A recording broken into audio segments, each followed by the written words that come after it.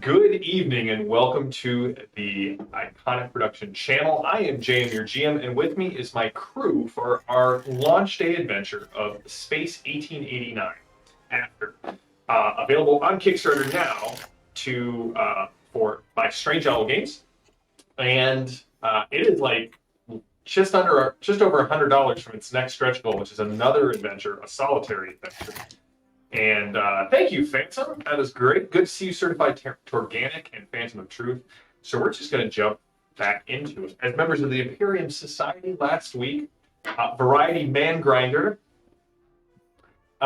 Tori, Pump, Nap, and Erme were asked to help look into a young inventor by the name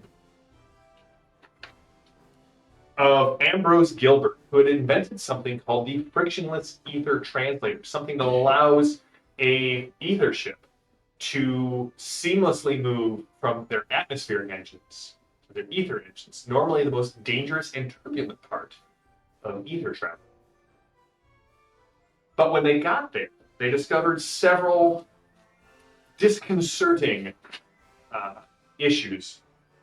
One, Gilbert's lab was a wreck. The engine room had been smashed, and the very rare, very expensive mercury crystal that powered the device is missing.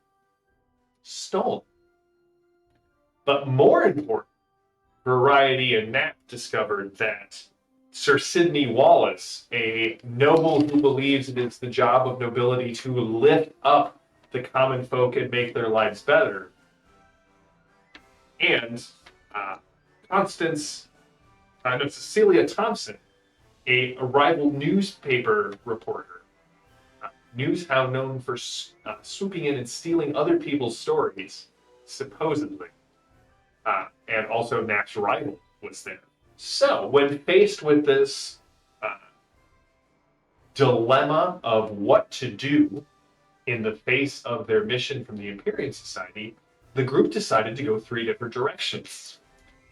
Erme decided to stay to try and see if they couldn't find something else to power this device. Nap and Variety decided to stay and discover what the passengers may know, or possibly poison one of them. That was given to me before the show as a viable option. Last episode too. Also last episode. Meanwhile, our pirate and our automaton, who's definitely not Skynet, have decided to actually go find the crystal. So we are allegedly sweeps in, denotes some sort of panache and effort. You can have a cog for that, certified organic. And so we're going to start with Tori and Pump. The last thing you heard was Variety Man Grinder waving to you from the porthole that was sort of man ground out of position, open, and let you know that no, under no circumstances would a lady be traipsing about when there's finger sandwiches and brandy and sniffers of all things to do. So what is your plan? You are in the chimney. It is, again, this massive tower where liftwood vessels dock, where goods from all over the world and from all over the planets come to London. How are you going to try and find this missing mercury crystal? Sky Telegraph does work, Mr. Furious. I think that's...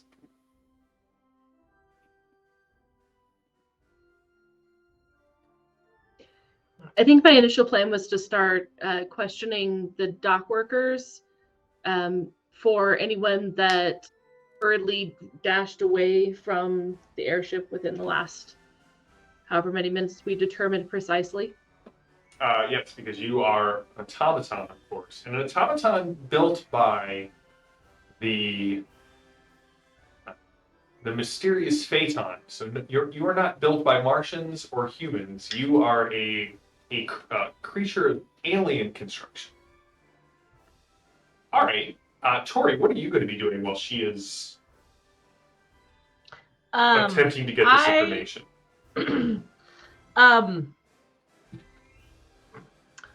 Well, the main question is my automaton friend asking people of ill repute or apparent good upstanding presentation, because I was going to lean on my knowledge of the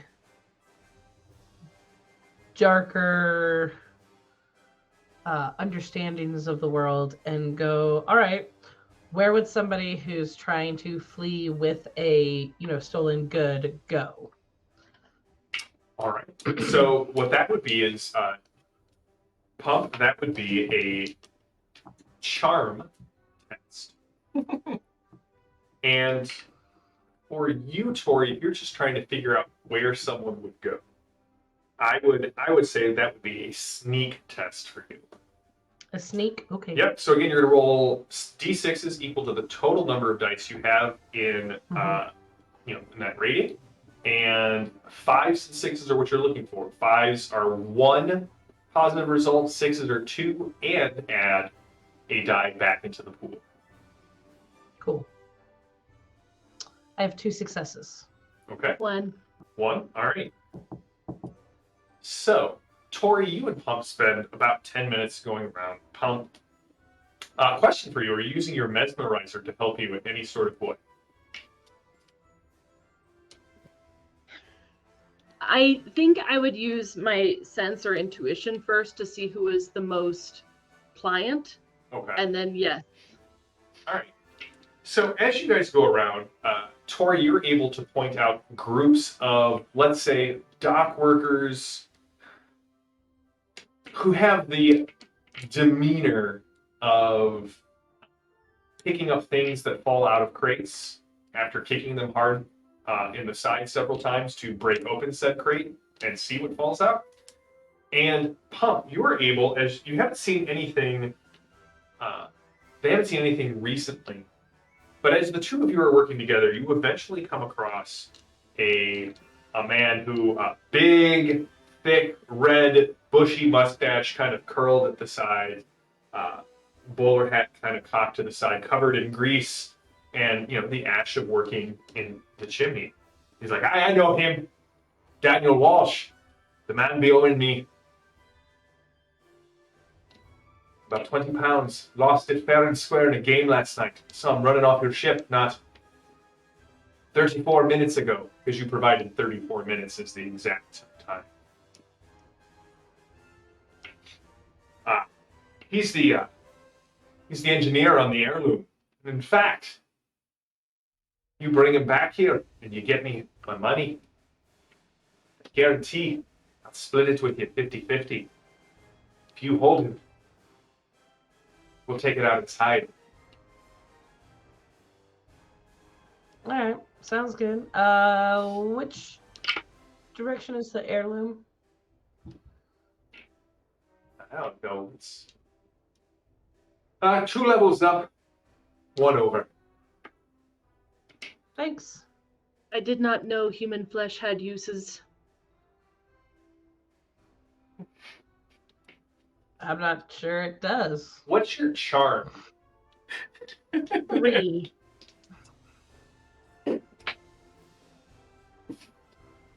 He looks at you and was like, for some.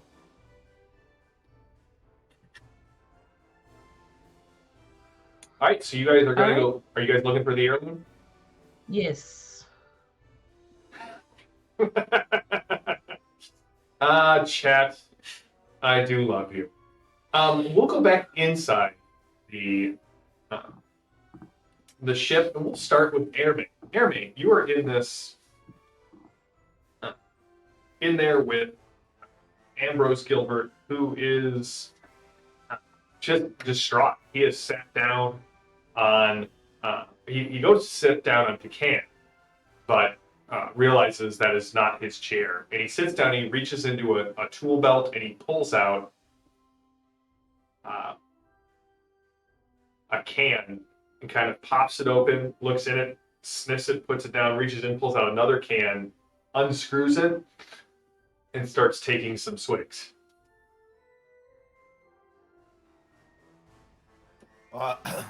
Pardon me, I hope you don't mind my ignorance in asking you this question, but what was in the first can?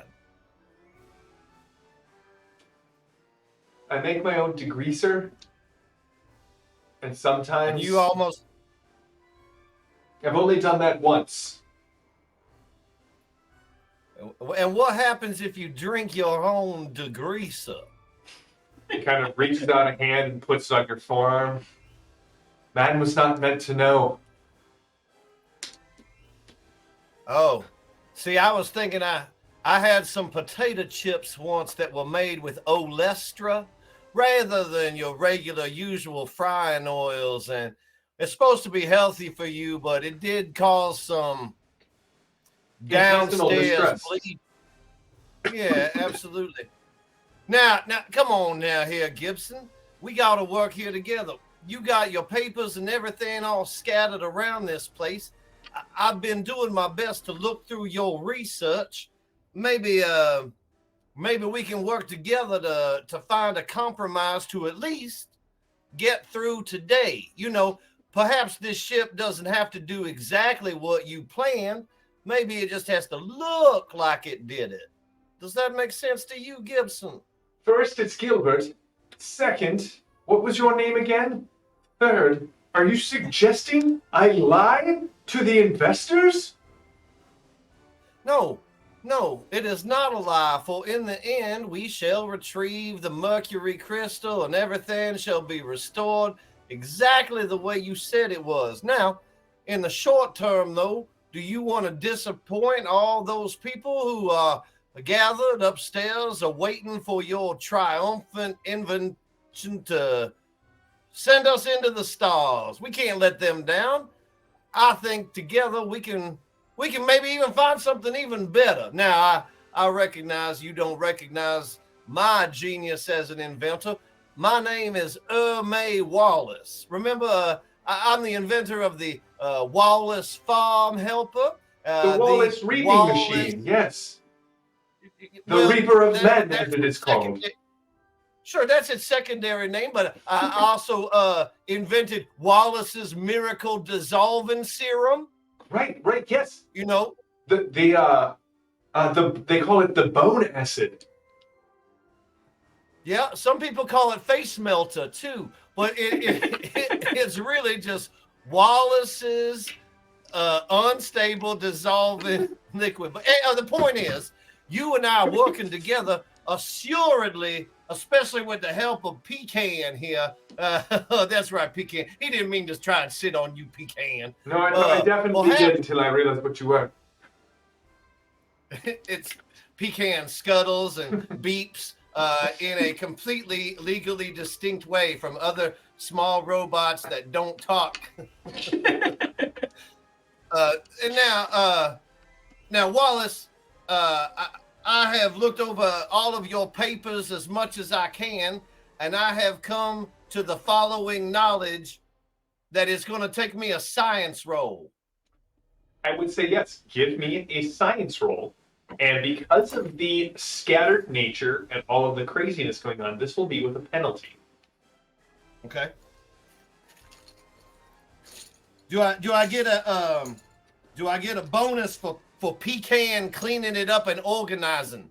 I will allow you to have advantage on this roll, which will let you re-roll one of your dice. Excellent. All right. 1, 2, 3 regular successes, all 5s. So 3 successes. All right, so a penalty will remove 1. All So right. you have 2 successes. And so that's good enough to get your main response, but not enough to have a pair to spend afterwards. So here's the thing. May I use a cog to increase the success level possibly? You may use a cog to re-roll any of your dice. I'll give it a shot. All right. All right, now that's a 6. All So right. that takes my 2 successes to 4 successes and a reroll. It gives you an extra die. Yeah, go for it. It's still just 4 successes. I rolled All a right. 3 on that. So, with the pair, you get 2 things. 1, Pecan did put this all back together in just an amazing way. 2, you know that Gilbert is, as I said, if here's the apex of wizarding genius, and you are sort of, on the descending from that apex, he is at the same point but kind of rising. That point of where innocence and inspiration combines with creativity and is sort of annealed into the wizardry of steampunk technology. He's not yet been touched by the cynicism and the bitter disappointment that one's inventions can be turned to when given out to other hands. And you come to a very important conclusion. This device will not work with any power source less than that of a mercury energy crystal. However, in the hands of a good pilot, with several changes to the ship's power and trim, you might be able to pull this off. If the rest of the group can't recover the mercury crystal, it would take you about 90 minutes to rig this thing up together and 2 additional science rolls. But your other problem is Gilbert is completely demoralized. And you're still not sure which one he's drinking from. He seems to be getting more confused as he continues to drink. Excellent. I believe I will do 2 things if possible. 1, I will stay with Gilbert, trying to raise his spirits. I believe I will he's slip raising his Gilbert. spirits. Oh, excellent. I'm going to slip him a little bit of lizard snot to really activate his medulla oblongata. And I am going to assist in trying repairing the ship. And I want to spark Gilbert's imagination by discussing with him that I believe that the universe is based on magnets, and the magnet that is the Earth keeps us on it, and the fact that all the other stars, there's so many of them, the magnets are pulling us in different directions. We won't go in any one direction because it's pulling us in a million different directions. So here's what we need to do. We need to focus ourselves in one magnetic direction, but also find a way to block the reverse magnetic polarity that is pulling us down, much like air pressure or water pressure. If we were able to remove the pressure from the backside and focus on the magnetism that is pulling us skyward, then the ship itself would fly. And I think hopefully that lizard snot is kicking in now. You can see that initial pupil dilation and slight rapid trembling of the eyelids that indicates it is taking effect. And he looks at you like, yes, I think we can do that. What we're going to need, I'm going to need you to go to the cockpit and completely rewire everything. And I will stay here. And he just starts talking at a faster and faster and higher pitch. He hits what is known to you as the zone. And as you go toward the cockpit, Variety and Nat, you two are sitting there. Cecilia is glaring daggers at you. Now, Constance Price is trying to engage with both Variety and with Nat and with Lord Wallace. And Lord Wallace has grown rather cold to your company. How many entrances to this room are there? Just one? Never liked it. players. No. There are 3 egresses from this room. There is one that leads to the ramp that leads right outside. There's one that leads to the 4. Sorry, one that leads to the engine room. One that leads to the hall that you assume leads to the cockpit, and then one that leads to the second half of this room, which has been cordoned off to use as a preparatory station for the sandwiches, the hors d'oeuvres, and the brandy. Okay. The only real exit off the ship, though, would be the door to the ramp. That would be correct. Okay. Just asking. All right. Is there a medical kit in the house? For a cog, there is. All right, you may have a cog. Barrier 3. All right, you may have one of them. All right. In this medical kit, So you're just going to walk over and grab the med kit? well, surreptitiously, I can't make it look too terribly obvious. Well, there's only 4 of you in the room. This Or- party is not at its peak. It is not. It's an investors meeting. Oh, I see. I'm going to need a sneak roll from you to go to the med kit. Well, thankfully, I'm not too terrible at sneak. Who could have I foreseen this? like how you don't say I'm good at sneaking. I'm not too terrible at it, is how you describe it. Well, I have 2 successes. All right, so 2 6s is 4 successes, and you get to roll 2 more dice. 1 6. I got 1 6. So roll 1 more die.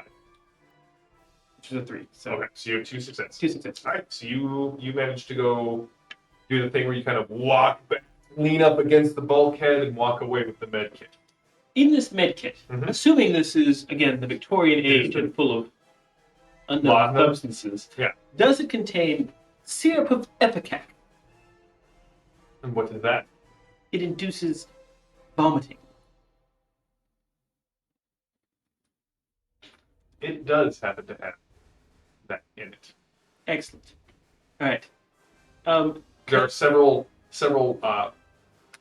brown glass medicine bottles that have labels on them. So there is a bit of laudanum. There is smelling vapors. There is. What's the 4th one? You don't know. Its label has fallen off. Excellent. All right. I pocket all of them. Morphine.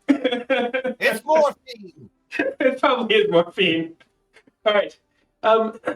Having with my pockets full of small brown bottles, I shall then proceed to the drink tray. Okay. Oh, sir, what can I get for you? Well, I'd very much like to get something for my friend, the other journalist here. Something a bit of a, I don't know, an olive branch. Don't know how to make an olive branch, sir. It's a figure of speech. I Which don't know how to make a figure. of Essentially, speech either. Where did you get training in mixology? I'm sorry, what, sir? I'll take... What's your nicest drink? Oh, I was told it is this. What is that? That's great. All right, I'll take one of those. Heavy pour. More. Right. Thank you. Thank you. And I shall turn my back and open all 4 bottles.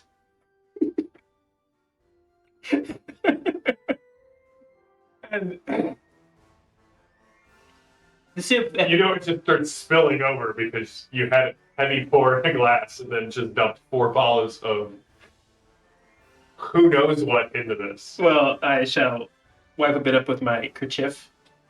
And Maybe your cravat. I'm not that fancy of a reporter. And then I shall proceed over to my literary rival, Miss Celestine Thomas. What is it now? I figured you and I, we could sort of bury the hatchet, as they say in the Americas. And that would be, I'm bringing you a drink.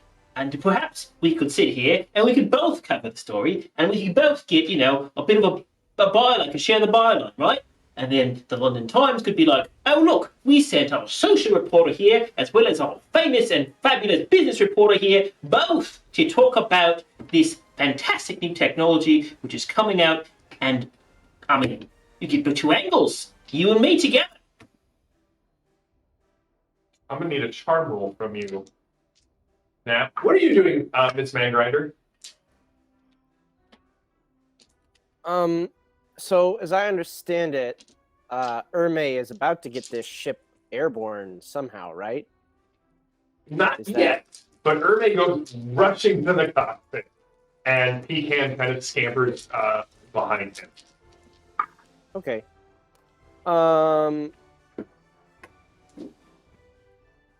And Nap is trying to poison his rival. I mean, the serum Epicac sort of serves as a safety valve in the sense that as much as she gets in, she'll probably put out. All right. Looking around, Lady Variety realizes that it's probably time and finishes her tea, sets it down in the saucer, sets it down on the tea tray, and gets up and goes over to the door that leads to the ramp outside. And with a nod towards Nap, she shuts it and uses, something like, her lightning gun or whatever to fuse it shut, the door. Okay. And turns to the room and says, all right, now, nobody is getting in or out. Someone in here is a mercury crystal thief, and we are going to find out who it is. I believe Agatha Christie's currently in the Lake Country. What did you get in your charm roll? Oh, I got just 1 success. Well, she got no successes, nor did she get any successes on her endure check. So, Cecilia throws back the drink. We toast to it first. Here's to partnership and a bright future in journalism. You know what, Nap? Everyone always says you're a weird little drobite, but I prefer Moon Boy. you're not half bad. I'll be glad to share my byline with you. Perhaps we can show those others who looked down on me as I was coming up.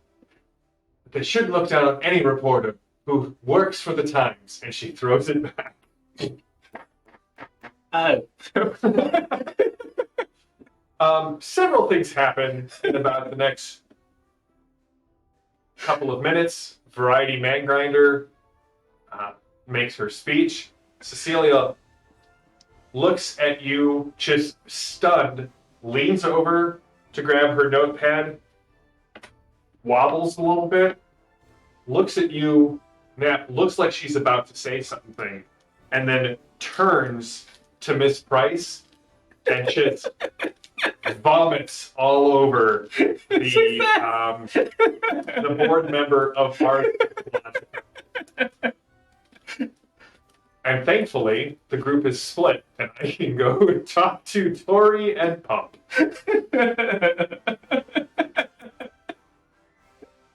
What are you two doing? Scoping out the heirloom to see if this guy, Pump, do you remember his name? Yes, I do. I wrote it down. It is Daniel Walsh. Daniel Wallace, thank you. I'm assuming he's human, so whatever. Go with the same. They do look the same. It's the Like rubbery worst. faces. I resemble that remark. Can't even see inside Yes. their skin. Right, like. Exactly. Right? At least with a drobate, you can tell the difference because of their brain patterns. Anyway, So we want to go find him. So this guy had tracked through a whole bunch of oil. Mm-hmm. And while I'm aware that like the gangways, the planks, the corridors are all full, is there anything perhaps like a scuff of oil or like a marking to show that he did go onto this ship? Give me a sense check.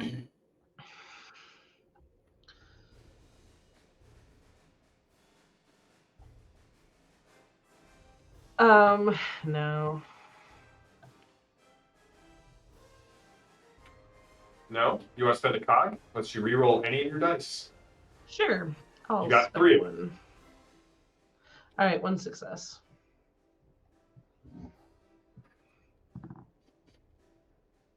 One success. Sorry, Phantom wants to know if Tori can read or all she knows is R. I would, but I spent too many years at sea. A, B, and C. Got stuck You on. can have that cog back because that was Oh, thank you. damn fine pirating, Tori. Thank you. So when you get to the heirloom, it is an old luxury passenger touring ship. The berth is at birth, the deck is down. They've strung lights up. It looks like they're trying to attract passengers. And as you look around, you definitely see a bit of an oily boot print. Just a little bit. Just enough that, to your keen Martian senses, that looks like it's the same boot, at least the same substance, if not the exact. You don't know if it's the exact same oil, but the lights are on, and yeah. All right. I'm okay just walking on. Pomp, you got another option? No, I don't know if you know this about me, but I'm a very direct person. Yeah, but what is your character? Let's go. Oh, right. I also would be walking on the ship as Paul. All right. Are let's you go. walking on or are you sneaking? I suspect that I would be the distraction and walk straight on, demanding for the captain. Because I feel like that would give Tori the best opportunity to scope out what's going on. Yeah, I'll sneak on and see if I can't find this Daniel Wallace. Walsh. All right, give me a sneak check, and as you walk up, Pump, you get into the main area, and you can see that the doors to all of the crew quarters, all of the bridge, they've been locked. But you can hear the sounds of people talking from the corridor that leads to the engine room. Tori, Then would I'm you gonna go? Oh, what'd you say, Pump? I was just gonna say that I would walk that direction. Okay. I got a 5. All right. As in 5 successes. Oh, Sorry. that's Let me rephrase different. I've got 5 successes. All right. So you're pretty sure you see Batman sneaking around, but he does not notice you as you head down Cool. into the engine room. As you get there, you can see the engine room is dark, but neatly organized, kind of in contrast to everything else you've seen about the ship. To your alienist mind, whoever lives on this ship has kind of a chaotic and disorderly lifestyle to themselves. Nothing is where it's supposed to be. You saw bits of cutlery on the floor kind of swept into the corner where there are large piles of dust. There are none of the windows have been cleaned in a very long time. The brass fittings are all smudgy. You're not sure what stained the wall, but it hasn't been cleaned off yet, and it's attracting flies. The engine room, however, is completely different. It is a little island of order in the midst of the chaos of this ship. And you can see that there are 4 people sitting around a large table that has been set up. You can see decks of cards, some chips there. But in the center of it is a large red crystal. And it seems to catch the light and take it in and amplify it. So it's glowing there, and it's sitting on a black velvet square, and so it seems to glow even brighter. And one of the guys is like, "What did I tell you, boys? This here, this is our ticket. We head out to Mars with whoever signs on board. Once we get into the ether, we vent them all into space. We land on Mars. We retire. It's kings and queens." One of them reaches out, and the guy he kind of slaps at the other person's hand, the guy who was talking, and you can see that he has his right hand is kind of fitted with a steam gauntlet. Every so often, pistons pop out and kind of twist back into place. These are one of these crude human devices that amplifies physical strength. And before you can say anything, so Tori, what are you doing at this point? I'm sneaking through. If I can get to this room and see all this as well, hiding in the shadows, trying to figure out the best moment to grab it and run. Good, because I have the perfect distraction. But as soon as Pam tells us what's going on. Excellent. Well, now I feel like the GM who's going to ruin your perfect distraction, because behind you, you hear, "Oi! Passengers aren't allowed down here, and we're not taking you on for the next hour." There's a young woman standing behind you in overalls, grease stains. What do you do? Dialing police station. You're just so you just yell out, "Dialing police station." Yes. I figured that might be distracting. All right. So Oh no. what I'm going to do is I'm going to send these are JD. These are your order cards. I just discorded them to you. Becca, I'm going to discord you your order cards. Lovely. And then I'm going to explain orders, and then we're going to jump back to the Kingfisher for a second. So, as a principal in Space 1889, you get 5 order cards at the start of each exchange. An exchange will only last 3 rounds, and then something has to substantially change, or one side has to have a clear advantage. So it allows combats or chases or battles to stay pretty punchy, stay focused on the action, and then move on to something else.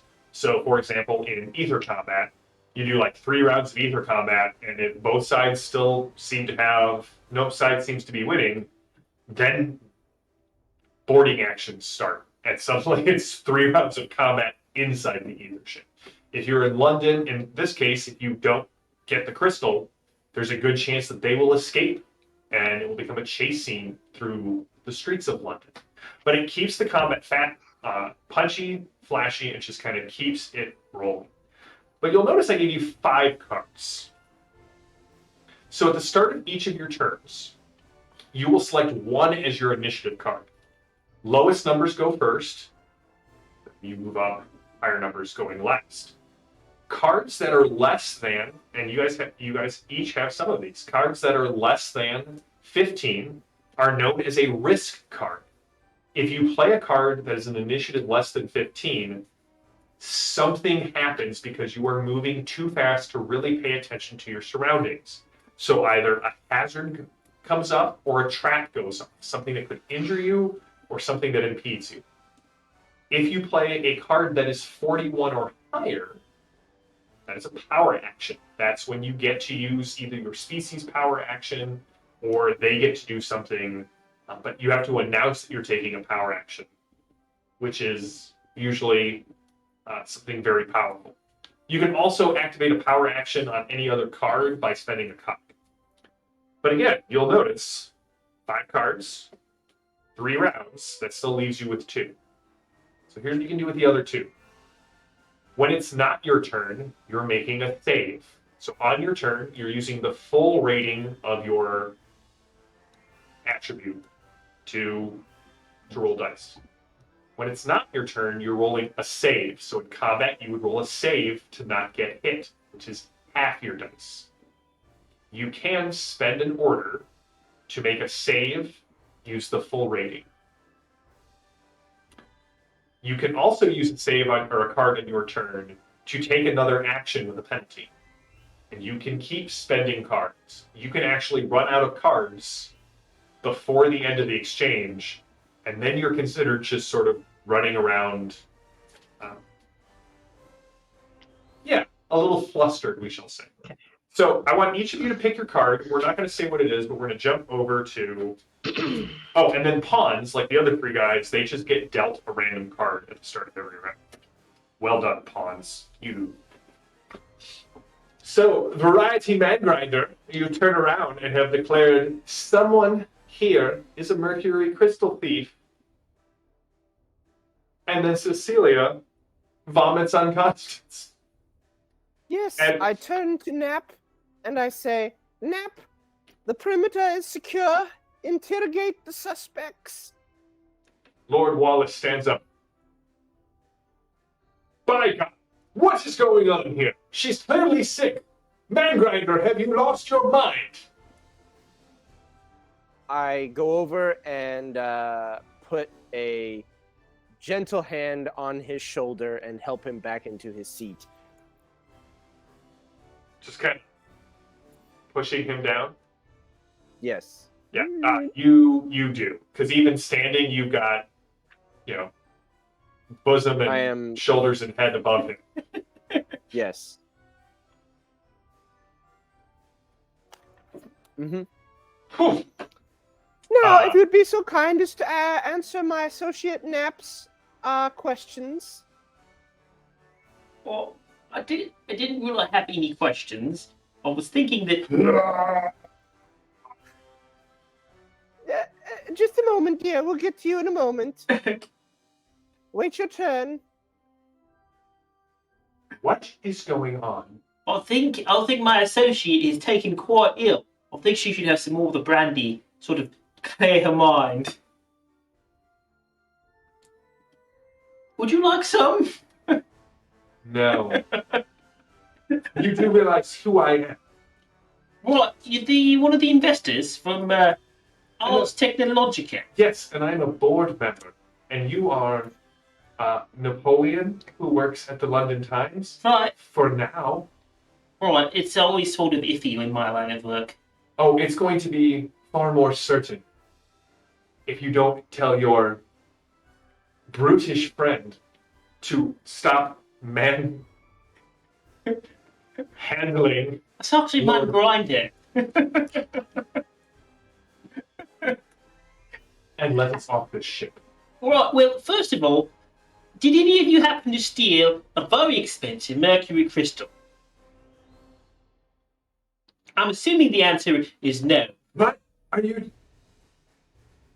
talking about, Nab? Dude, I point to the lady who is vomiting and say, "Are you nervous at all, my dear? You don't seem well. Does this line of questioning make you uncomfortable?" Now, the fact that little moon band, and she just continues to. For those of you who are party pukers, I apologize. It's some people just really can't do the whole space travel thing. It just gets, even while you're still on the ground, before you even launch, it just gets, No, Damn you. none of us would have stolen anything. The three of us have been talking this entire time until you came on. If you had anyone to question, why didn't you question the engineer who went running off right before you came on board? Oh. See, maybe we should have asked about that, before we sealed the doors and started interrogating all, billionaires. But I turn to Lord Wallace and say, "Where were you when the mercury crystal was stolen?" I just said the three of us were sitting here talking. We saw someone come up out of the engine room and go running off the ship. He said he had to find something for Mr. Gilbert, but as far as I knew, Gilbert was working alone. Is there anyone who can corroborate this story? Price and Thompson both look at you. Thompson's looking a little green around the gills.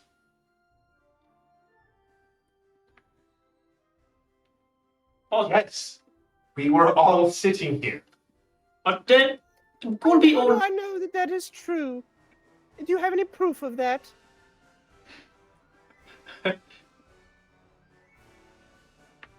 You can go talk to the pilot. You can go talk and ask. Well, Mr. Gilbert would have saw the three of us when he was coming back from the cockpit after his associate left. So if anyone stole Mr. it, Gilbert is your accomplice, yes? Is he the one that stole the crystal on your orders? Mr. Gilbert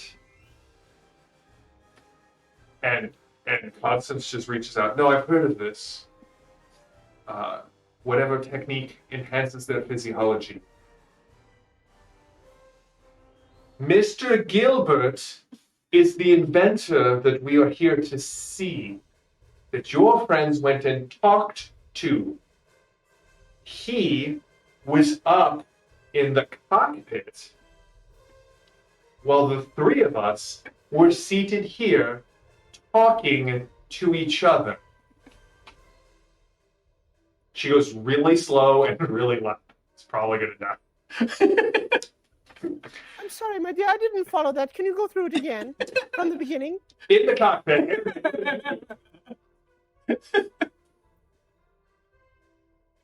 Is your I guess I can't hear the Columbo routine that's going on in the next room. Nope. You sure you've never been to Mexico? Then why do you have a sombrero in the trunk of your car? No, you don't hear any of it. I'm science rolling. Let's get this ship airborne. All right, I want to I want to do exactly what Gilbert and or Sullivan. Gibson, Gilbert, and Sullivan I want to do exactly what that guy says, but one of my ideas is to use the entire chimney as a conductor and make the Kingfisher the magnet so that actually the chimney is shooting us out. But all science. like a railgun? All right, so here's the thing. Yeah. That'll be a second roll. The first roll will be to get the ship set up for this, and I'm definitely giving you a penalty for this, Ben, because this is your own unique. It's above even my own skills. That's right. So I'm going to give you a penalty of 2 on this. Good luck. We really need the doors unsealed because some of us going to die if this goes wrong. Better hope Hump and Tori So get that. that's 4 successes minus the penalty of 2 successes. All right, you wire the ship up to receive a massive amount of energy. You also notice on the board that it seems as if the main gameplay door is malfunctioning, so you will probably have to take one of the other routes out. I was actually gonna tell my if I can speak to Variety, my next plan was to tell Variety to actually pressure seal the rest of the ship. If you're able to lock down that door so hard, go hit all the portholes. I don't know if this thing's gonna take the pressure of space. Variety. I'm afraid I'm a bit busy now, dear. You have to see to that yourself, May. Nav, give me a science. How many dice here? I have 3 in science. Not as many as I've gotten. Terrified. 2 5s. All right, you know that this ship is pressurized for space. I think we're good. Like, it goes into space. It's made for this. So, I hope we'll survive. Where I come from, we have a standard policy, and that's called trust but verify.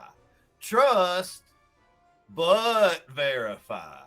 And besides, if nobody leaves, nobody can complain when it goes wrong neither. Can I complain now then, ahead of time? We're going to go back to Tori and Pump. Tori, what card are you playing? Besides the thank goodness I'm not on the airship card? Yeah, definitely. As the GM, I'm glad that I'm not on that airship. As a competent pilot and someone who has traveled in space, we're just going to leave that ship over there. If you were on that ship, JM, you'd be a suspect too. That's fair. I'm going to play number 21. All right. Pump, what are you playing?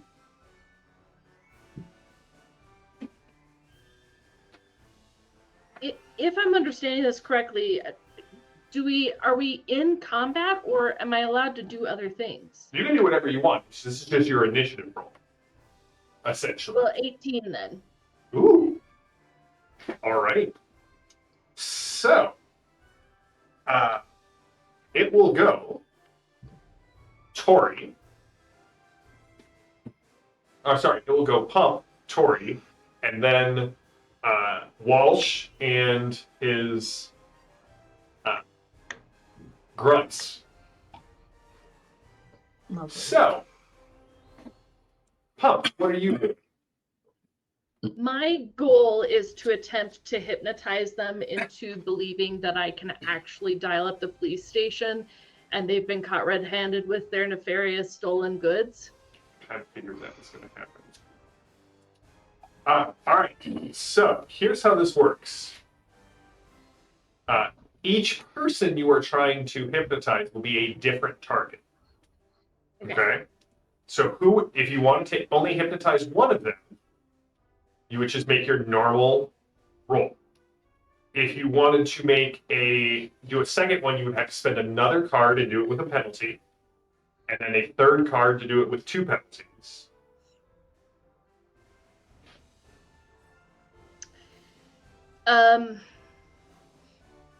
I definitely want to hit the leader and that's the guy with the arm attachment, yes? Yes. And I think I'm going to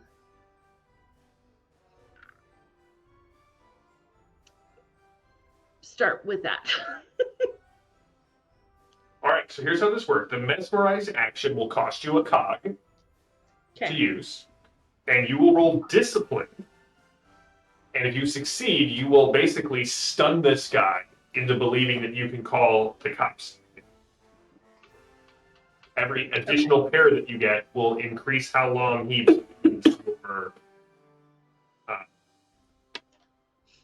your hypno nonsense. Oh.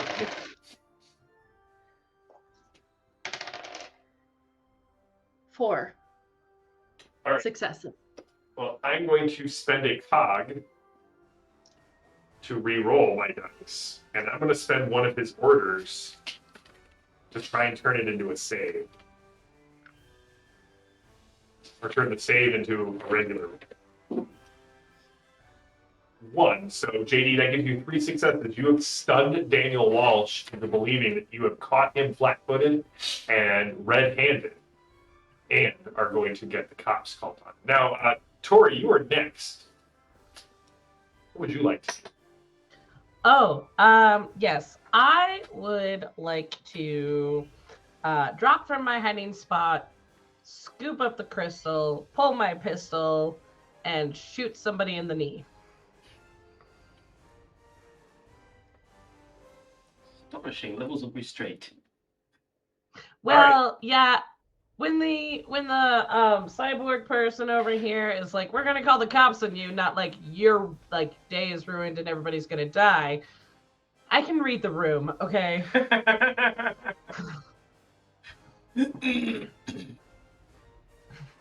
All right. So, let me ask you this. What is so that's multiple actions. Yeah. Do you want to spend a second action for the shooting? A second card. Yeah, I will. All right. So, go ahead. And your first action will be a dash action to get the crystal before they can react. Lovely. Okay. First one. I'm gonna spend a cog and re-roll that. Still no. Okay. Not super successful with What's that. your dash? 2. Oh, okay. So you got 1 success or no? No. All right, you go running up to the table and reach for it, but hit the table and kind of pushes it out farther. Do you want to spend your other action to try and grab it again? Another card to grab it again, or do you want to take the shot? I'm not gonna lie, I kind of want to take the shot. Go for it. Give me a combat roll. Yeah. Get a few more dice for that. Alrighty. That is it's 2. That's successes. 2? Mm-hmm. All right. They are going to attempt to dodge. And they got 1 success, so you still hit. So, on your weapon, what does it say for your pistol? That is a great question. It says it's a close firearm, a muzzle loading. Bummer. 6 minus 0, 12 minus 1, 24 minus 2. I don't know. You're within range, yeah. So what it should at the end of that, does it say anything else? No. All right. So you hit this person in the knee, and your shot goes right through their knee, just shattering the bone, taking them out of the combat as they drop to the ground. That's what I wanted. Am I able to change over my weapon or no? You can drop your other weapon. All right, so I shove now my empty pistol down away, and I pull out my sword. All right. Ha! Well, only the street roughs get to go. They are shocked, I say, that you are here, and so they are going to attack you because that sounds like fun. Sounds like a plan, Stan. They are each attacking you. Uh-huh. Let me pull this up for you, Becca, just to make sure that we've got your pistol right. So your Loba pistol does it if you hit somebody, it injures, and then if you have a pairs, you inflict a wound, which means they have to re-roll their injury. Okay, hit, injures, pairs, wound, fall. Okay. Yeah. Perfect. All right, so Becca, the first one runs at you and tries to sap you on the back of the head and misses completely. Lovely. As does the second one. You're completely stunned Of course. by the fact that Walsh, my dice, is just not working tonight. So, you're just standing there squawking, Pump, as I try a dial tone. Mhm. All right, so let's do another round Your of call combat is here real quick. important to us. Please stay on the line. Oh man, we're the worst. All right, so Pump and Becca, pick another card. Pump and Becca. I'm sorry, Pump and Tori. Is it like pomp and circumstance? It is. Things I don't want to go back to the other group. This is puking chaos. Okay. Pure chaos. What'd you get? 22. All right. 24. All right. Unfortunately for you, Tori, the roughs are going on 16. Okay. They come running up, and one of them actually cracks you across the top of the head with 3 successes. So you need to Okay, and I can't dodge that. you can give me a save. Okay. So the way this works is you have your weapon out. You can parry, which is a combat save. Great. My scale vest gives me an additional D6 bonus to dodge and parry. It does indeed. Okay.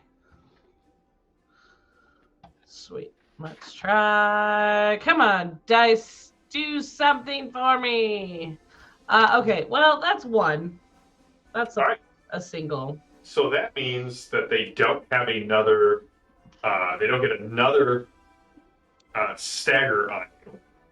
Okay. But they do get a stagger on you. And so stagger says it is a condition that says I eliminate one of your orders. How many orders do you have left right now? 2. All right. I'm taking the left one. I gotta look at the picture again. What's Yep. left? I'm gonna make you work for this. All right. Fine. Take Pomp that. and Tori, what are you doing? At this point, the woman behind you, Pomp, has gone running from away, calling, saying that pirates have taken the ship. There are boarders, intruders. Help.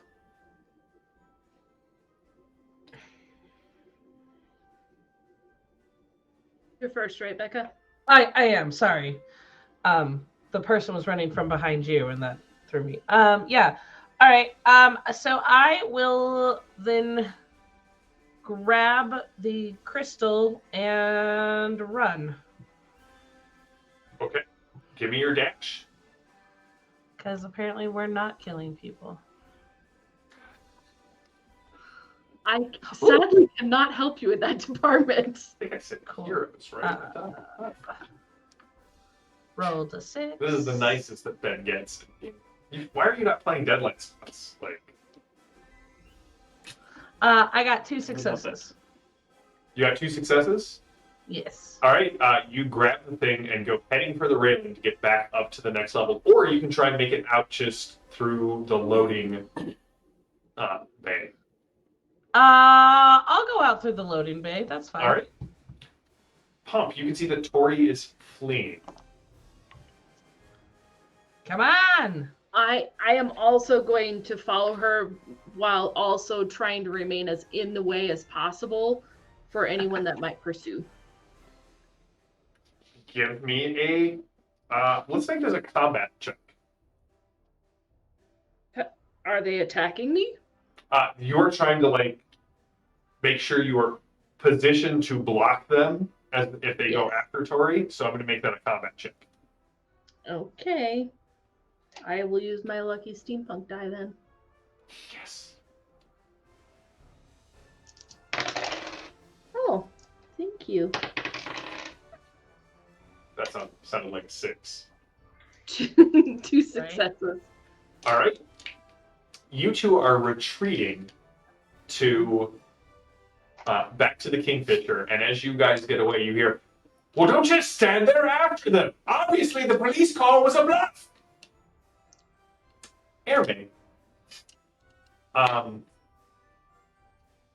you know the only way to do this would be to essentially electrify the chimney. You're pretty sure, in a very Dr. Tan sort of way, you have gathered several large cables of electricity and are kind of wrapping them, power cables, and wrapping them around the girders. And there are several people who are starting to give you that.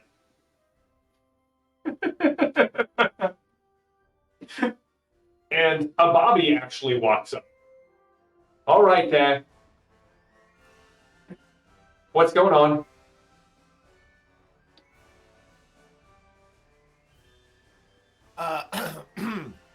I still have, I still have a good bit of the lizard snot flowing through my system. I mean, I'm used to it. You also have possession with intent to sell to London. Oh, it's in pecan, and I not that I would sell pecan away, but yeah, that's not my stuff. He's holding it for someone else. But it's not. The important thing is that I'm a little, I'm speaking a little fast and a little whatever, and also, Erme is used to trying to explain very technological things to people who don't necessarily understand, but he's still gonna do it anyway because he enjoys the sound of his own voice. People have said to Erme, if I ask you what time it is, you tell me how they made the watch. And that is true. So I'm giving this guy a talking, whatever. Now, JM, I believe that Erme has forlorn. Yes. And I believe I get a bonus if I predict the worst possible thing that could happen, and then it does happen. Yes, so Forlorn is your trait, and your bonus is that you will get a cog for it. Oh, heck yeah. All right, cool. So in talking to the officer, I tell him, you have absolutely nothing to worry about. My name is Erme Wallace. I invented the Wallace Farm Helper and the unstable dissolving serum.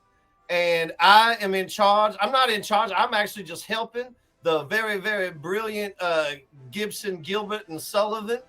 And I think one today will be a great day for all of humanity.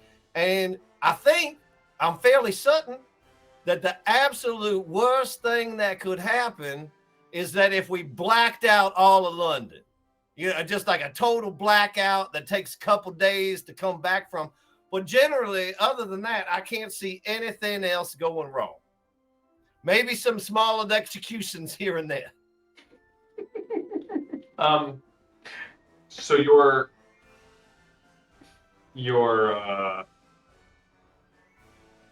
intent here is to put the constable at ease by saying the worst that could happen is you would black out all of London for a couple of days. Well, perhaps rolling blackouts. That's fun, right? Is it the blackout done rolled on through? I mean, you have it, and then it rolls on through. All right, I'm gonna let you make this roll, and it's gonna be a charm roll. It's gonna be at -3. This is difficult. Like this is a bamboozling of bamboozling. Yeah. Well, also part of the speech is I'm saying he really could help me. You seem like a strong gentleman. You could wrangle a cable. 2, you could keep these other onlookers, these rubberneckers, from getting so close to my project. All right, here I go. Roll.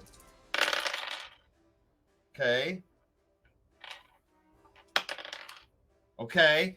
3 successes And how many cogs can I use at once? 1. 1.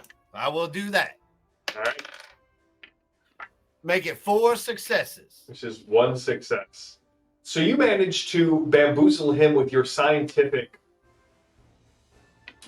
BS and basically convince him that this is a viable experiment, that you have the proper papers and permits here somewhere. And inside Pecan, but I can't get in there now. She's angry. And he starts cordoning off. At this point, you can see Tori and Pump running towards you, and they're being chased by 3 people. You also hear, "Oh, that's the guy!" Tori and Pump, the dock worker that you were speaking with. Meanwhile, inside the Kingfisher,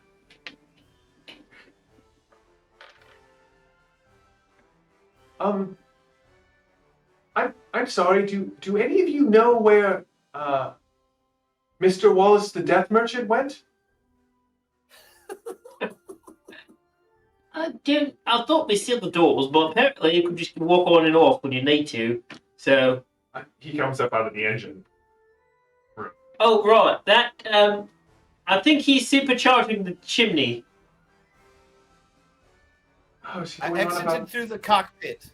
Okay. No, there are other ways off the ship. We just sealed the one easy exit. The main one out of the room that you were sitting. Okay. What are you doing to Miss Price and Lord Wallace? I think she's taken ill. But as far as Miss Price and Mr. Wallace, I believe my friend here, Miss Mangrinder, is inquiring about their nefarious life choices. Which, as a member of the press, particularly the gossip column, I can assure you are nothing quite so devious as my large friend here would like to imply. In fact, I believe Mr. Wallace's only vice is perhaps a bit of snuff on the weekends. I've never touched the stuff. Right, that's not what your billiards friends are telling me.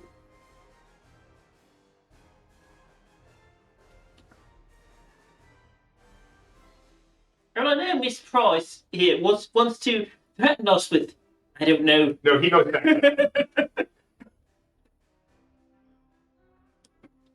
I don't know who you think you are. I'm a tiny man from the moon. Who you think you were. I was that a while ago too. I can promise you, the full force of Ars Technologica,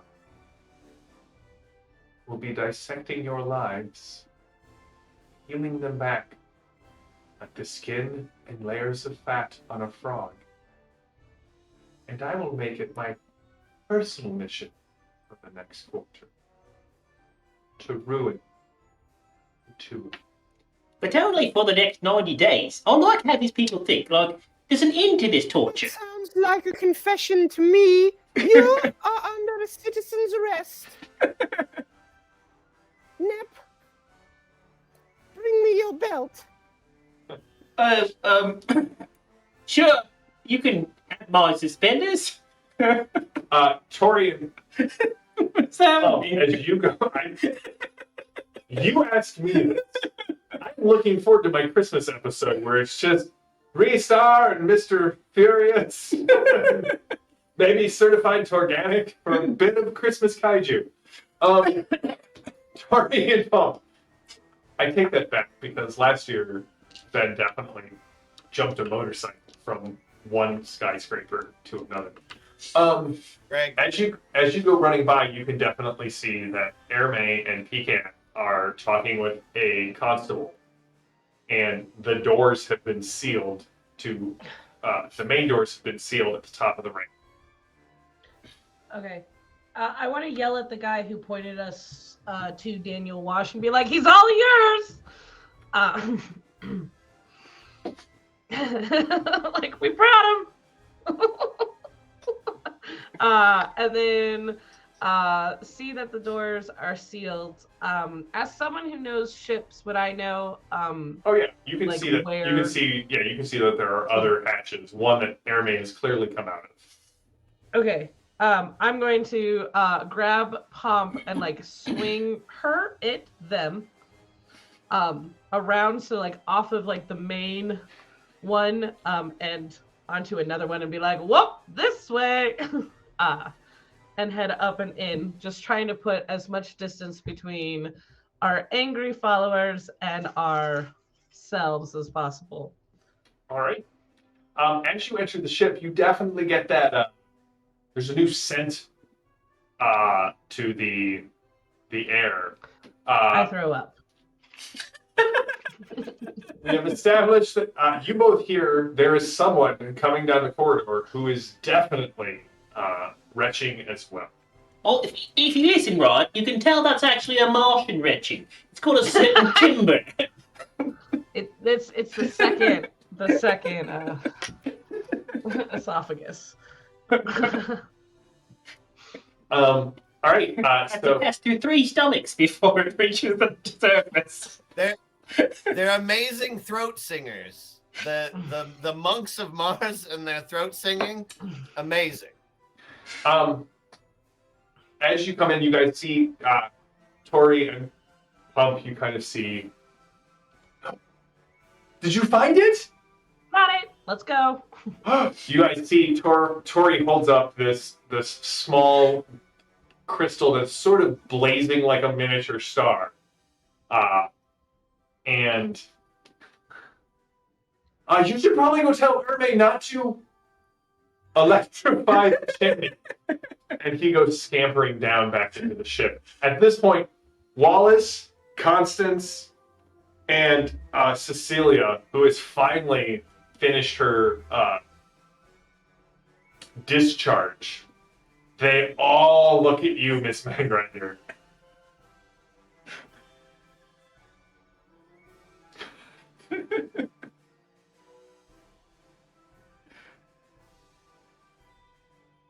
I'll take out my notepad. Lord Wallace stands up. He hands Constance Price a woefully inadequate yet chivalrous pocket square. Helps Cecilia to her feet. Ladies, I do not think I will be donating any of my money to this endeavor.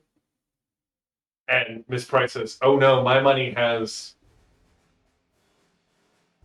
different purposes.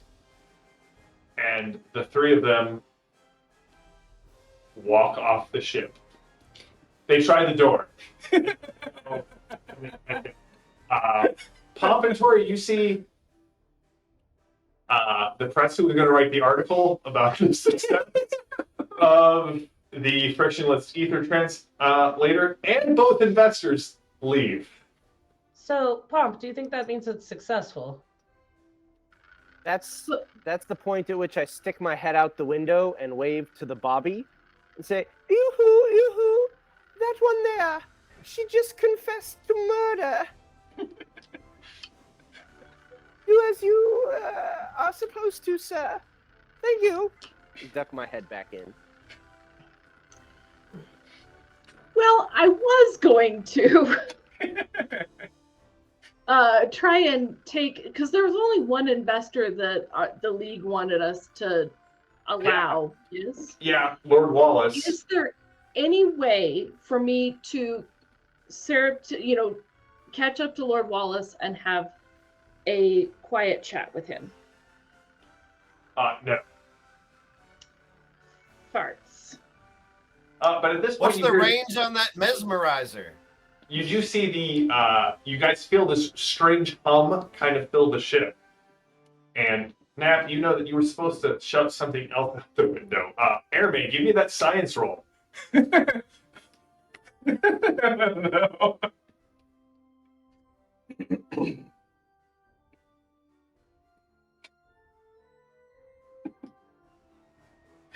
Sort of forget it. But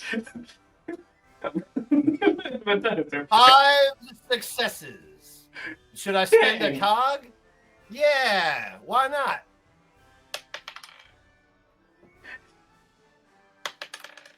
Seven successes.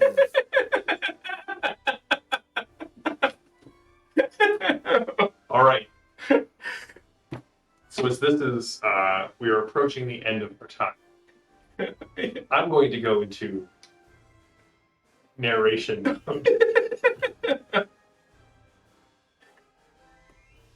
Constance Price, Cecilia Thompson, and Lord Wallace are briefly detained for the accusation of murder, but manage to escape into chaos as the chimney briefly draws enough power to aid the Kingfisher's ascent into the heavens. It is both miraculous and then terrifying as all of the lights go out in London, and it takes them several days to recover. Gilbert's frictionless ether translator works beyond your wildest dreams.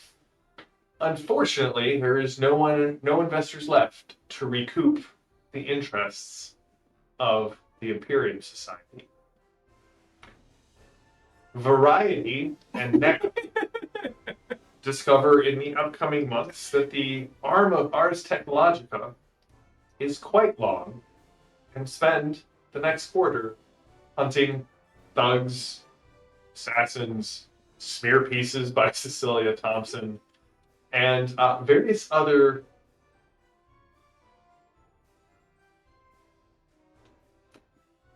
nights of terror spent waiting on the ship, wondering if this is the night that they'll catch up to. But we don't, if we're not in terror. I use my entire street network to wage a counter-offensive wherein we No? Okay, No. fine. Nat hits that laudanum bottle and believes that he has organized an entire counter-offensive. I did do it. It did work. And the Imperium Society still sends the five of you to Mars. Mostly to be rid of us. Yeah, to deal with the heliograph. No longer with the promise of a ship, but the promise that this will be the first of many tasks that you will undertake for them to pay off the rather large debt that you have now incurred to the Imperium Society. And that is Space 1889. After. What did you guys think? Good times. We are, in fact, amused. What did you think of the system? Like, we only got to see one little exchange of combat. But, yeah, so let's start with Ben here. What were your thoughts on the system, the setting, kind of how things I liked it. character creation? Character creation, I love a role, brand role system. That's awesome. The career side of it was very helpful initially, just sort of getting a picture of your character, and sort of immediately knowing what to do next. So I dig it. Cool. Becca and JD, you guys got to actually experience how combat worked. What did you guys think of the system? What did you think of the exchange thing? The initiative is interesting. I had, most of my cards were in the 20s. And so it's kind of one of those where I'm like, well, I'm going to go early-ish. Which was interesting. But then if you pull the wrong cards and you're stuck at the end, I guess it's like any roll of initiative. Right. So, yeah, it was an interesting way to do it. Now, you played this before. Mm-hmm. What were your thoughts now playing this a second time? Well, we got the investors. Yeah, you guys definitely nailed the investment part of the mission last time.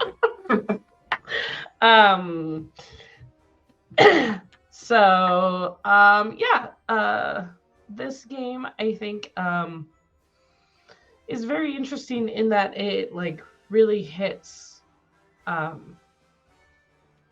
that romantic time where it is like space and exploration and anything is possible, and also some good 1889 values, whatever that looks like. And so I think it's a very interesting and fun system and setting. Awesome. JD, what were your thoughts here? I had some high and low cards. Like I had 3 cards that had text on them, and like without, I was trying to figure out if I wanted to go in the middle so I knew what the antagonists were doing, and thinking, okay, well, I'll pick an 18 because like lower numbers are going to probably be the antagonists bend, and then I could react and not be. I don't know, but it was like almost nerve-wracking to go, did I choose right? What would I do with a little bit of bidding? Yeah. But I don't even understand the 55 one. The power action. Yeah, especially for me. So that you could always basically take a power action to do what's called an onslaught, move and attack at the same time. So kind of like a charge attack. But you get combat. That's fair. Ben, what did you think of playing a wizard, a steampunk genius in this set?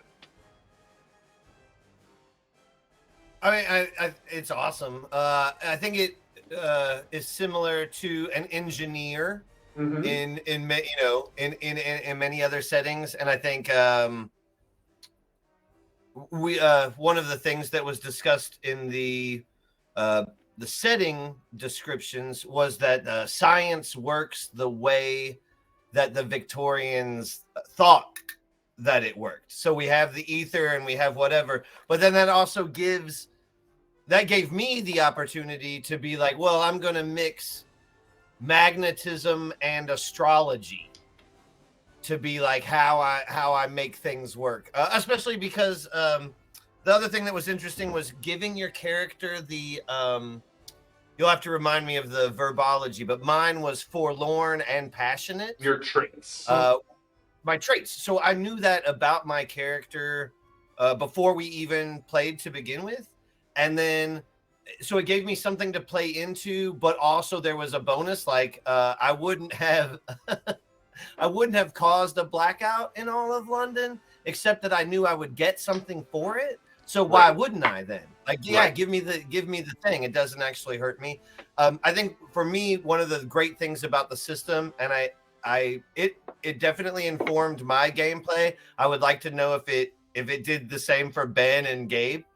Was that knowing that combat is only going to be 3 rounds before something changes. So it could be, it could be 3 rounds, 3 rounds, it could be 12 rounds or whatever. But as described, it's 3 rounds. That means to me that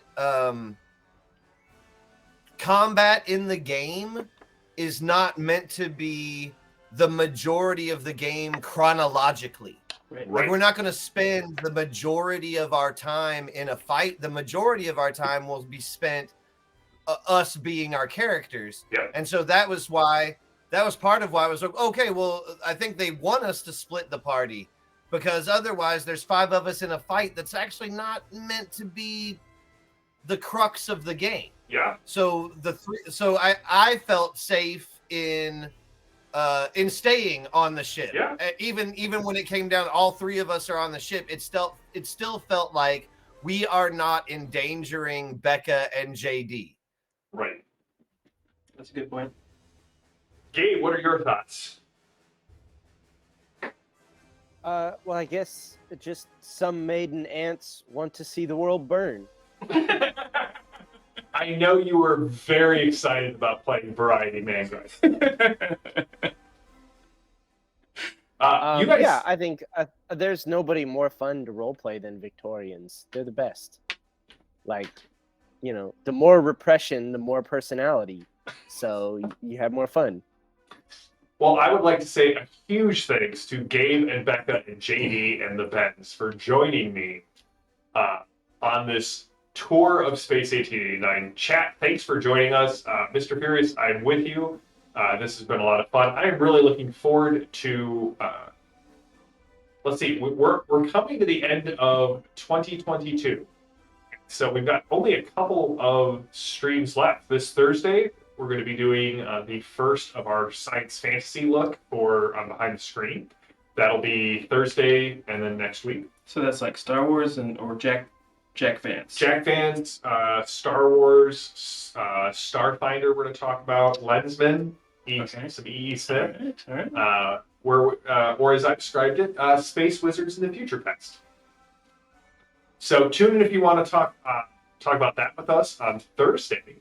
We will also be next Tuesday night. We are going to be having what I hope is a new tradition, which is going to be our holiday show. JD will be joining us.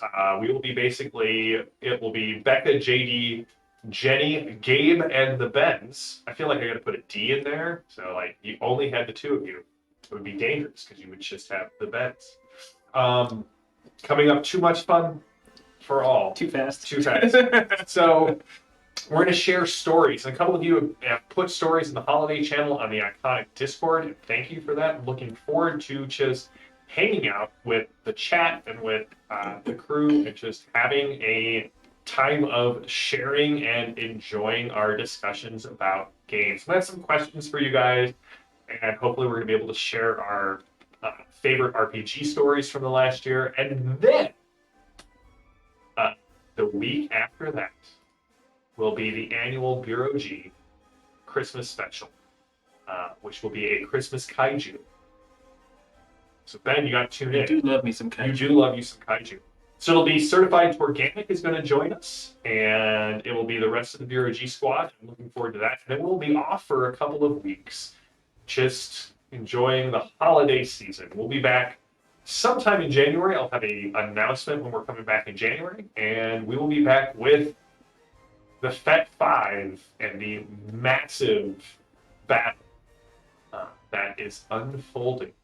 So, from all of us at Iconic, thank you all for tuning in. If you haven't gone, go check out Space 1889 after Kickstarter. It's less than, just over $100 from hitting the next stretch goal. Bob, thank you to Bob at MrBobCrumb.com for this wonderful character art, the wonderful gear overlay, which is just distracting sometimes as the GM to stare. And thank you to everyone who has tuned in, especially our new viewers. So, until next time, stay safe, stay healthy, stay gaming. I'll see you all on Thursday for more Behind the Screen. We'll see you later. Have a good one.